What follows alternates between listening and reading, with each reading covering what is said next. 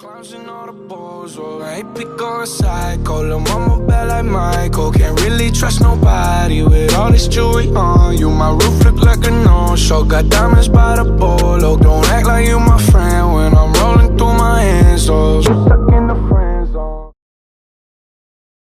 What's going on, guys? Guys, yeah, you guys got anything left after this weekend? Because we just had energy drinks, believe it or not. So I want to do a quick rundown of just kind of polling everyone that's here and kind of get an idea what you guys are interested in. So who here is interested in competing or has competed or works with competitors? End of discussion. Everybody. Awesome. Thank you guys for coming out. Who here knows anything about me or has heard of me, familiar with me? Oh wow. You guys are awesome. Okay, so the title of my presentation is What the Fuck is a Reverse Diet? Because I get a lot of questions. Sorry for the language. If anyone gets offended, I apologize. But Lauren's really going to offend you. So the reason I call it that is because it's a term that kind of inspires a lot of thoughts. The term diet immediately kind of assumes that we're going to focus on fat loss. But a reverse diet, it might not necessarily be the case and almost never is the focus, okay? So what I thought would be cool for this presentation, because we're trying to keep it short, is I'm actually going to show you case studies of clients that I've worked with and show you all the different types of reverse diets that I could think of that I've done with clients in the past. So when you're dealing with any type of diet or muscle building or goal setting, you're dealing with two things: the psychology of the person and the physiology of the person. So I thought it'd be really fun to cover that because it can be real easy to get caught up looking at what someone else is doing and think, oh, why am I not doing that? And it's because your physiology might be different or your psychology might be different, where you're at in your competition and focus in your career, right? So let's see if this works, Dylan. Hey, all right, so first thing, who am I? First things first, I'm a husband and father. So this is my family right here. My wife Misty and my son Sloan, and I'm away from them, so I always want to thank them because they're awesome. They make all this possible. She supports me every step of the way, even though she's home alone with my 4-year-old and she is 7 months pregnant. So we're gonna just say good job, Misty. She's awesome. She really supports my business and the fact that I spend most of my time with bikini competitors. So a little bit about myself. I got into coaching initially at the impetus of Lane Norton. I'm sure you guys are all pretty much familiar with Lane Norton. I was one of his clients in 2007, 2008, and I guess I asked the right questions. He thought it would be a good idea for me to start coaching. Thank God he did, because it got me out of my IT career, which I actually loved. So I kind of got brought into the coaching world just out of pure passion for, loving nutrition and training and dieting and competing and all that stuff. Some of the things that I do, I used to write a lot of articles, so I consider myself an author, but it's not something I'm passionate about. Well, I love, for anyone that knows me now, I love doing like YouTube content. That's like my favorite thing. I love talking, love being in front of the camera. Pro Physique was the company that I started. I came up with the name way before there was even such a thing as Men's Physique. So it was really weird, like people think it has something to do with that, but it was just a word, for me, the word physique just kind of inspired including everybody. So that's where I got the name for the business. I do promote a drug-free bodybuilding show in Tampa that was started by Lane and handed to me, so I've been doing that for 6 years now as well. And I'm very curious. I think anything that's going on in the fitness world, I love to delve deeper in. I want to understand more. Some of my mentors include people like Lane Norton, Dr. Joe Klemczewski. I'm now working with people like Dr. Bill Campbell at USF. Anyone that's doing things like pushing the envelope, I want to know more about it and figure it out so I can apply it and use it. Because the things I'm doing now, I was not doing 2 or 3 years ago, which you'll see here, okay? Any pictures? So this is my crazy business partner, Lauren. This is Lauren Dannemiller, national champion. This is me when I used to try to bodybuild. And that's a natural bodybuilder. That's Brian Bell. He won three pro shows this year. So let's go next. So I just want to talk a little bit about the origins of where this came from. And in talking to the people that I know that are familiar with the idea of reverse dieting, metabolic building, it goes back to Dr. Joe Klemczewski. Who here is familiar with him? Okay, everybody needs to know who Dr. Joe is. Dr. Joe started flexible dieting. He was the first one to coin the term peak week. He was the first one to write an article about how Pop-Tarts are beneficial for pre-workout. He literally started all the stuff that we're focusing on. So he uses the term metabolic building, and what he's describing is when you're adding in calories and you're actually increasing your metabolic rate. For those that aren't familiar, metabolism is basically just the process of our body, all the chemical processes that go into, we take something in and how our body processes that, right? It's just basically how our body expends energy. And we know when we diet, that changes, okay? So metabolic building is just basically building up of the metabolism. We want to maximize it the best we can. Research. There's not research on metabolic building, okay? There's not a lot of research on it. And why? Because it's very hard to do these type of controlled studies. You would have to have somebody in a laboratory setting monitoring what they're eating around the clock for weeks on end and maybe even months on end, because the metabolism is very dynamic and it adapts very slowly, okay? So when people say reverse dieting is BS because there's not a lot of research on it, well, all the research that they're currently doing now, a lot of it was founded on principles of things that people have been doing for decades that they only start to look into because it's practices that work, right? So I think we will start to see more information on reverse dieting in the future, but you're not going to be able to go on PubMed and look up the term reverse dieting. It's not even probably something that's considered a medical term at this point. The benefits. There's too many to mention, but as people that are interested in body composition and fat loss, the biggest benefit to us is that in the future, you're going to be able to diet on more calories, potentially. Like, these are not proven. Everything I'm saying up here may be disproven, but these are the things that I've noticed with case studies. These guys that coach people, you guys that coach people, will notice these trends over time when you have a lot of clients. When I've worked with clients for 4 or 5 years, I've noticed that each time we've gone through a diet and building cycle, we retain more lean body mass. We are able to diet on higher calories. We are able to get leaner each time. So the process of reverse dieting has a lot of benefits. The drawbacks. For anyone that has completed a show and tried to go into a reverse diet, where we're adding in calories slowly, tapering cardio down, and we're going to go into case studies right after this, but everybody that has experienced that knows it is probably harder than the actual prep diet itself, because you don't have the show date in front of you, right? There's some psychological factors there, but adding in calories slowly at a time when your body is just mentally just demanding and physically demanding that you add calories quicker, when binge is highly possible, when overeating is easy, when leptin, ghrelin, all the hormones that are responsible for hunger are just kind of out of whack, it's one of the most difficult things to do. So it requires a ton of willpower, which is also not really high when the show's over. So, but we'll get into that. So I want to talk about a couple different scenarios. So this is the first scenario I want to talk about, and this is just metabolic recovery. So this is my client, Jamie, who came to me after working with a very well-known coaching team, right? They had her on under 1,000 calories for over a year, doing 2 hours of cardio going into her show, and then her off season, she was still doing an hour of cardio, right? So she came down to like 140 pounds for her show.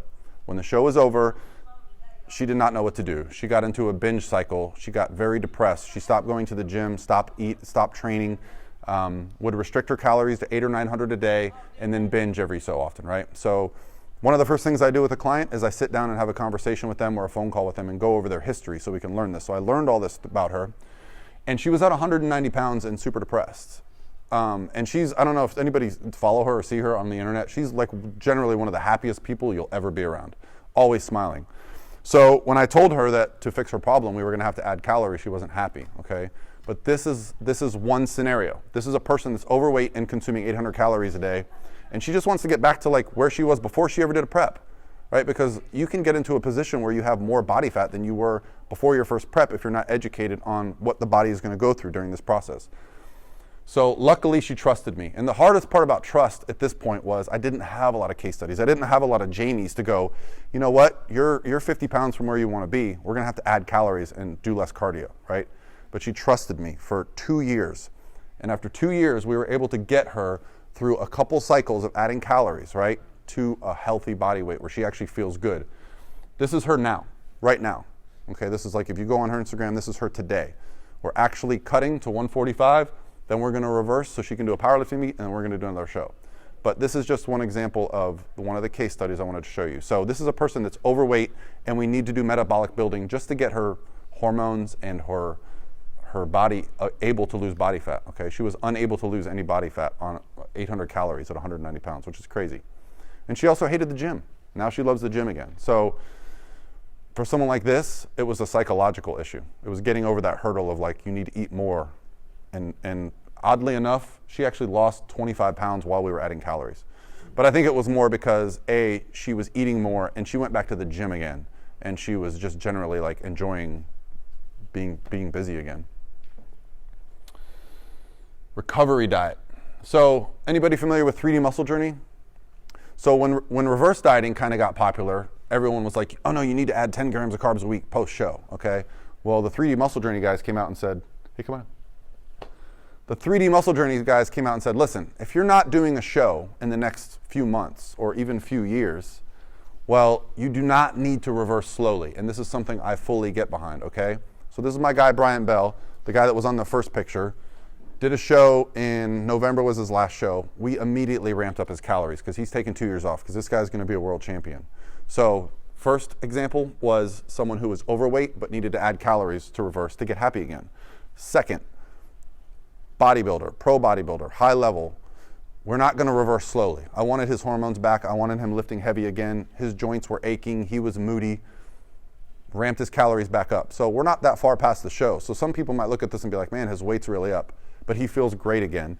And he's walking around at a body composition where he feels good, okay? So we're going to spend the next 2 years. So second scenario. Stage reverse. So who here followed Lauren Dannemiller last year? Okay.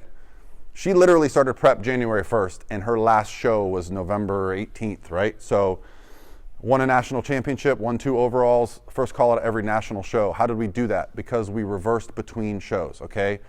Even doing that, she still felt like crap a lot of the year. But because when one show ended and we knew the next show, we did a very controlled reverse diet. Earlier I said that's very difficult to do, but when you have your next show a few weeks away and it's a national show and you're going to be wearing a bikini on stage, it's a little easier, okay? She still got to go out and have a free meal or two, enjoy herself, have a couple days, but we got right back into training, right back in. So this is a short, I think some of the shortest between shows we did was 4 weeks.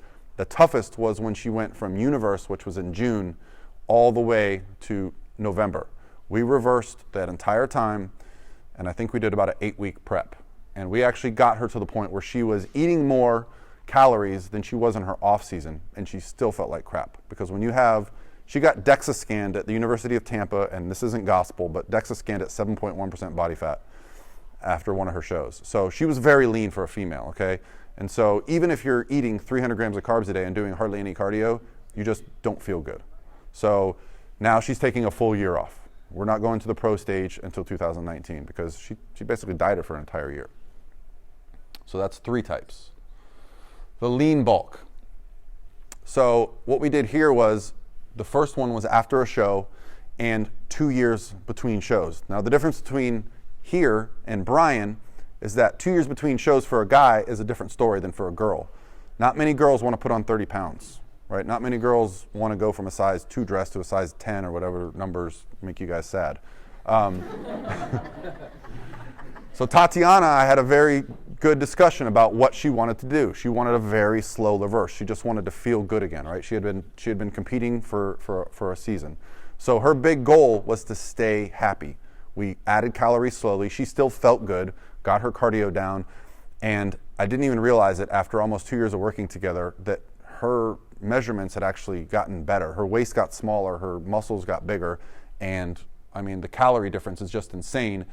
Even though she's up 4 pounds, I mean, if you look at these 2 pictures, you would almost say the one on the left looks heavier, right? Because I think she just improved her body composition. So this is a long reverse between shows. We actually had targeted to do a show sooner, and she was enjoying the reversing and growing process so much, she just kept continuing. She's like, no, let's push it, let's push it. So this is 2 years. That picture on the right is earlier this year. And this is the reverse leaner. So this is a situation where pretty rare. So Todd came to me, wanted to lose like 30, 40 pounds of body fat. We did it. We grinded. We got him like down to 100 grams of carbs a day, you know, over an hour of cardio a day because he just wanted to get to this goal. We got to the goal. We started reversing. He's an engineer. He had data. He had spreadsheets. He had shit that I don't even do, right? He was like sending me, I was like, this is mind blowing. He had all this data. And I think that really allowed him to reverse so slowly. He got leaner while we were adding calories. Like we were literally adding calories every week and he was dropping another pound. And so this is something where like Dr. Joe and I talk about all the time where competitors can get into this place where as they're reversing, they're getting leaner because they're literally able to add like 40 calories a day. Like that's very hard to add, 10 grams of carbs is very difficult. Most people, when they start adding, they just kind of nibble, like the controls are off, and so we just have difficulty kind of like throttling that.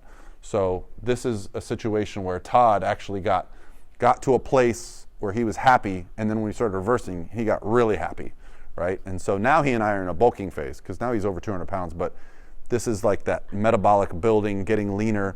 And I think a lot of that has to do with he just had an underperforming metabolism, right? He's a guy, he's a big dude, and he's strong. And I think just getting him to a place where his body was able to perform as it naturally should allowed some like fun stuff to happen.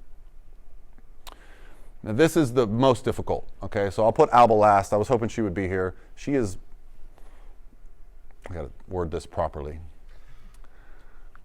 She is a very hands-on client, okay? Alba, I love Alba to death. She DMs me, text messages me, calls me, Facebook messages me like 4 times a day, right? But no one will outwork her. She's literally the hardest worker I've ever worked with, right? She's fantastic. We lost 40 pounds to get here. Okay, when she came to me last year, she's like, I want to get on a bikini stage. And I'm like, all right. And we had to do like some fun stuff, like 1.5 hour cardio sessions, splitting them up per day, under 100 grams of carbs a day, like, carb cycling, whatever it took to get her there, right? Diet breaks, refeeds, the whole 9. We got her there. And she's had 4 kids. And she's like, Coach, I am not losing this body. I am not. I was like, listen, it's okay to put on a few pounds. We're going to gain some weight. She's like, nope, I do not. This is my goal. That's where the psychology comes in, okay? This is where, when we talk about reverse dieting, you can't just pick one way to do it and say that's right or that's wrong. It comes down to psychology and physiology. I said, all right, if you want to do it that way, we'll do it. We walked cardio down very slowly. And we'll do a Q&A later where we'll kind of get in some details if you have questions for me. But we literally, since October, have been adding 30 to 50, maybe 70 calories a week, walking cardio down. And she did it. She kept her body composition pretty much in check. The scale moved a little bit, but we're starting contest prep last week, and she's starting in this position versus 40 pounds heavier. So just comes down to your motivation, your drive. These are kind of the most specific cases I can give you for reverse dieting. These guys are going to talk a lot more about other stuff, and then we'll do a Q&A, so if you have any questions for me, but I want to let them all talk. So let's not do the questions now, guys, all right? Sound good? All right, thank you.